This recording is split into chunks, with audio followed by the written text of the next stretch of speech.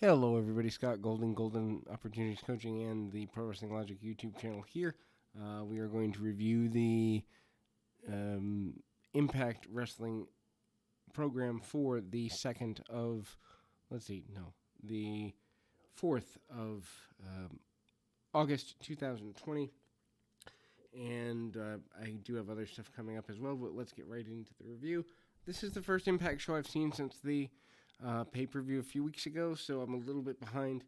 But really, I feel like they have fallen in importance as a company with what they offered tonight. That's just my gut feeling after watching tonight's program. But still, and I will say this, even with a fallen state, they were better than Raw's offering this week, and that's with significantly, not, I won't say less talent, but lesser known talent and talent that still needs seasoning. They still beat Raw in terms of cohesion, at least from my perspective. So the opening video shows Eddie Edwards' successful title defense against Trey Miguel last week, which I did not see. Odd to see Miguel in a position where he's receiving a title shot. That shows you the thinness of the roster, but it also speaks to Impact's desire to take risks on new talent, so you can't really fault them there. Heath is getting a shot at the supposed world championship with Moose this week. The TNA World Championship that Moose has been carrying around for quite a bit. The Good Brothers in-ring debut, and EC3's warning video also to be had this evening. We open with self-proclaimed TNA champion Moose, which I've mentioned before, but I'll say it again. I don't like the TNA angle if it's not going anywhere. It does at least have legs now with the EC3 thing, which we'll talk about a little later. But Heath is his opponent, and he defeats Heath to retain the championship, which, a couple of things. Number one, Heath, otherwise known as Heath Slater, three-man band, and WWE fame for the last decade and a half, whatever it is. Certainly being treated like a major star here. I don't know that that's an upgrade for a guy who really was a mid-card talent. I don't necessarily understand promotions that take WWE cast-offs and treat them like they're major stars, because it's an insult to the progress you've made with your homegrown talent. I think it would be a better tactic in general to say, I got lost in the shuffle in another company, but I'm going to get a fair shot here in Impact, I think, or AEW or wherever else it is. I think that would be a much better industry-wide standard. Anyway, Moose starts the match using his power early, and we see Heath come back with a series of strikes and clotheslines, sending Moose to the floor. They brawl around the ringside area, which there's too much brawling around ringside areas and barricades in general now with the pandemic, but it is what it is. Back in the ring, Heath continues momentum, hits several strikes, but Moose, who becomes desperate, tosses Heath throat first into the ropes, cuts him off. Moose then works him over for a while, and they do a couple more cutoff spots. Moose takes the majority of the match, and he starts getting cocky. He's throwing him around, talks trash about his family, talks trash about the fact he was fired. Heath fires up and is going at him with a series of running strikes, including a good running knee. I'm not a fan of Heath using the running knee if it's Eddie Edwards' finish, but that's an old school mentality where finishes are protected, which doesn't seem they do anymore. Then we see a side kick, and he brings Moose down for a near fall. Heath has his struggles. Heath follows up with a schoolboy after that. Looks like he's going to win for a second near fall.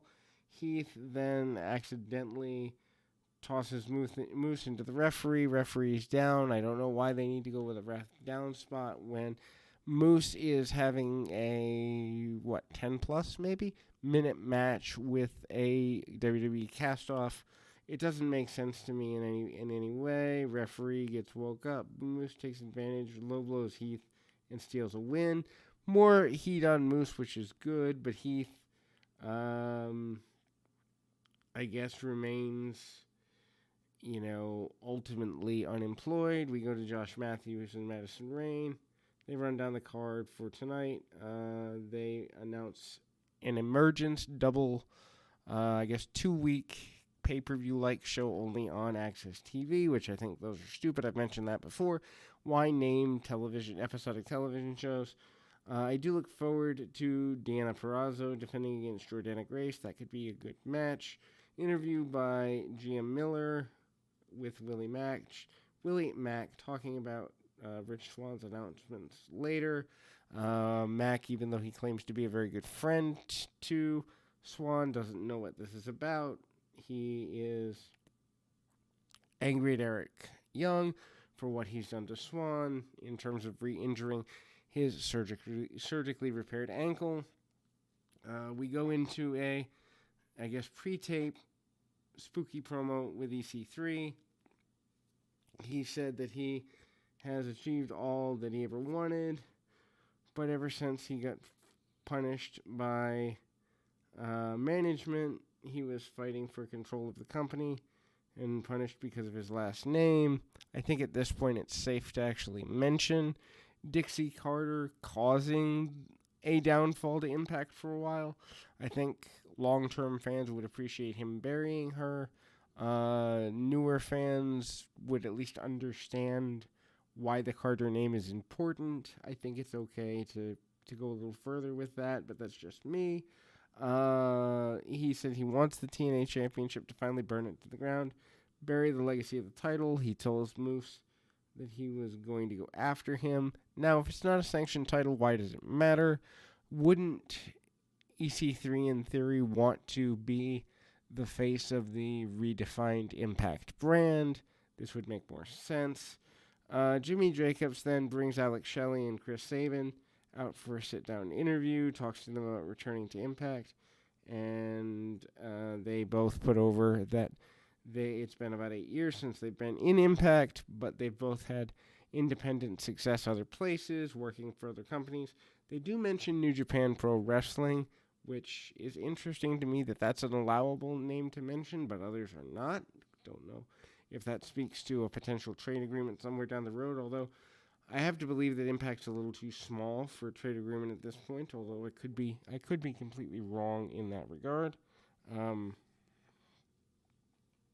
Not quite sure where that goes. Hopefully it leads somewhere in a positive direction. In any event, we see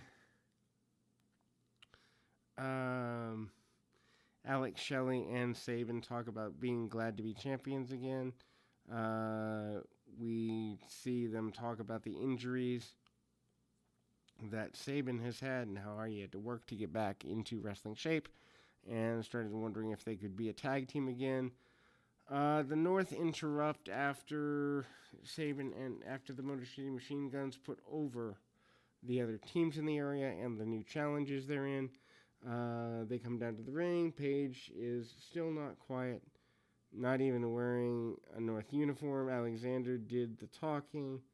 He said that the Motor City Machine Guns are being given opportunities by management without earning them, while the North has to earn their shots, even though they kept the titles for over a year. Paige finally snaps and says that they didn't beat the North at anywhere near 100%. Shelley says they'd give them a rematch whenever they wanted it, and Alexander says they will return at 100% to reclaim the titles at Emergence. Backstage, Kimberly walks up to Deanna Purrazzo's locker room. She said she doesn't trust Purrazzo can retain against Jordana Grace at Emergence, so she offered to take Grace out for Purrazzo if she gives her a shot at the title. And, I mean, to me, the only thing I'm noticing here is there's way too much talking. Like, I'm feeling like I'm watching a bad WWE show at this point. Impact was really good for a while with a good ratio of talking to wrestling. It seems they're going more skit heavy. Maybe it's because they have new talents because of the speaking out movement and needing to move people around. Maybe they haven't had enough time for tapings. Maybe they haven't written people in a way that's appropriate. But anyhow, hopefully this trend ends because it's not a good trend in any way. We go to a thing called Wrestle House, which I guess they've been doing for a while. Talia's trying to get everyone together for a bonding exercise. It doesn't work out. She passes around soap for everyone to use. Meanwhile, Susie and cousin Jake are flirting. Kylie Rae is trying to get back to Impact for her title match. And Johnny Swinger is antagonizing Alicia Edwards and gets himself into a handicap match. This is still bad, but they're trying to use it for stories, I guess. But the character development, it's a knockoff on Legends House, but Legends House was at least interesting because you were dealing with Hall of Famers, you were dealing with people that mattered. At this level, if I'm watching Impact for the first time and I'm a wrestling fan, I go, why are they killing so much time with stuff that doesn't matter? Anyway, back at Wrestle House, we have Alicia Edwards and Susie defeating Johnny Swinger. Swinger starts the match. He's posing. And the ladies go for a double team move. Swinger keeps on hitting them, so they pull his legs out. Double slash for the pin. Number one, I can't believe that any network is allowing, I guess what you would say, the intimation of possibility of man-on-woman violence. But number two, horrible use of ladies that are talented. Back at the house, Kylie Rae tries to get Bravo to kind of admit he has feelings for Rosemary so they could all go home. Then they do the foolish Impact Plus flashback moment. And Sami Callihan defeating Brian Cage, beating him for the championship. Obviously, still at least some heat between Impact and AEW for them to pull this out of nearly, 18, 19 years of history. Just seems a little petty at this point. And I think the more companies that come together against WWE and work together, even if they're on different networks, the better it's going to be for the health of the industry as a whole. Of course, most people in pro wrestling don't look at it as a business. They look at it as my promotion's better than your promotion, and somebody's going to out Vince McMahon, which won't happen. But anyway, it's just the immaturity of the wrestling business as a whole. Anyway, the Good Brothers realize that someone has broken into their car and left open beers in it. This is basically a knockoff on the Jeff Hardy angle with Sheamus a couple of months ago. Sheriff and security approach the car, and just in time for Ace Austin to trick Gallows into getting arrested. And, Ace Austin's probably one of the top 4 talents they have in Impact right now, and for him to be tied up in this mess is just foolishness. There's a vignette with Brian Myers. There's no debut date coming from that. Eddie Edwards, who is the Impact champion at this point, is doing an open challenge a la Cody Rhodes, which, unless you have a bunch of talent coming back or in to bring new names in, this is going to get old quickly. But this week it's Sami Callihan in the position, and Callihan, who I've never really... I liked him in the independents a little bit. I don't think he's a national television guy. I just don't see it. That doesn't mean he can't be. It's just something that I couldn't get behind. And RVD takes out Callihan with a chair until security takes him away. Callihan still accepts the challenge. So what does that mean for the strength of RVD's chair shots? Anyway, Eddie tries to talk Callihan out of the match, but Callihan responds with physical aggression instead. Eddie hits a Tiger Driver for a near fall. Eddie keeps him down for quite a while, and Callihan sidesteps a shoulder tackle, sending Eddie's shoulder first into the corner and out to the floor. Callihan goes out to the floor, and Uh, Both men trade dives. Again, dives with no people equals stupidity. They brawl on the outside, and Eddie goes for Tiger Driver this time toward the apron. Sammy blocks it and goes for Eddie's eye. Going for eyes seems to be popular these days. And then we see, uh, basically some daredevil stuff from Callahan. Callahan can't pin Eddie on the outside. He decides to send him back into the ring after brawling with him a bit more. Back in the ring, Callahan drops an elbow for near fall. When's the last time you've seen an elbow drop mean something? Then they do a double down with double clotheslines. They continue trading strikes. Eddie's protecting himself, and he hits a blue thunderbomb for a near fall. Eddie goes to hit another Tiger Bomb, so that would be third in one match. Talk about killing a move. And then Callahan blocks it. Eddie tries to roll him up, and Sammy counters with a kick and a brainbuster for near fall. They trade more strikes. Callahan seems to try to hit a DVD driver, but hits a version of the GTS and a running forearm for another near fall. Eddie looks rather weak at this point as champion if he is having this much trouble with Sammy Callahan, who not too terribly long ago, within the last 90 days, has had trouble with a 50-plus-year-old Ken Shamrock. It's just logic. If you're trying to build stars, especially your champion has to look strong, not competitive with whomever they're in the ring with every time out.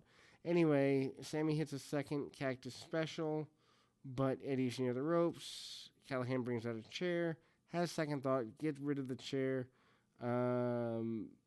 Eddie hits the Boston Knee Party and a Shining Wizard for the win. Not a bad match, I guess.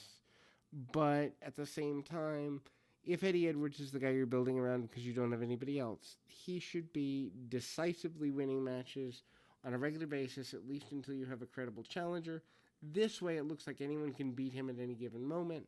We go back to the Wrestle House. Bravo decides to leave both Talia and Rosemary, who lead to Kylie Ray getting involved.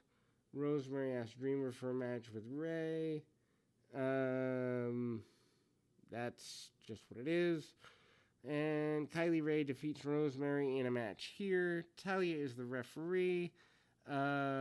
She antagonizes and distracts Kylie. Rosemary jumps her from behind. Kylie recovers, takes down Rosemary, and we see some basic mat wrestling from here. Ray counters Rosemary several times. Actually, Kylie Ray looks like a really good wrestler here, which I don't know if that's what they're going for with the gimmick, but it is what it is in this match. Tyler refuses to count when Rosemary has the advantage, saying her hand hurts at a point. Kylie distracts Rosemary, telling her that she's stolen her nose. Taya helped Rosemary to realize that it's a trick. Rosemary blocks, super kicked, and stomped onto Ray for a bit, but she rushed into the corner. Kylie dodges and hits a European uppercut, followed by a cannonball. Taya didn't count the pin. And then Rosemary hits a spear. Kylie kicks out and hits a fast count at the point. Bravo joined the crowd and is chanting for Rosemary. Maybe this would have worked with people, but it's not working with a planted crowd. Taya was forced to count the pin since Rosemary was completely out. It's fine for what it is. However, I think there's more in Rosemary. There's more in Kylie. This is a lazy storyline, and it's not getting anybody anywhere. So backstage, Carl Anderson's on a call with Gallows, telling him he's getting things fixed up. Ace Austin approaches him. Anderson goes after him physically. Fulton comes in and takes out Anderson. And then we go to a tag team match. TJP and Fallah Bahh defeats X Division champion Chris Bay and Rahet Raju. Lots of young talent other than TJP, and it shows. This match feels kind of clunky. Bray and TJP start the match. I mean, they wrestle very well. Good chain wrestling. Runners and reversals and lots of athleticism. Oh my. And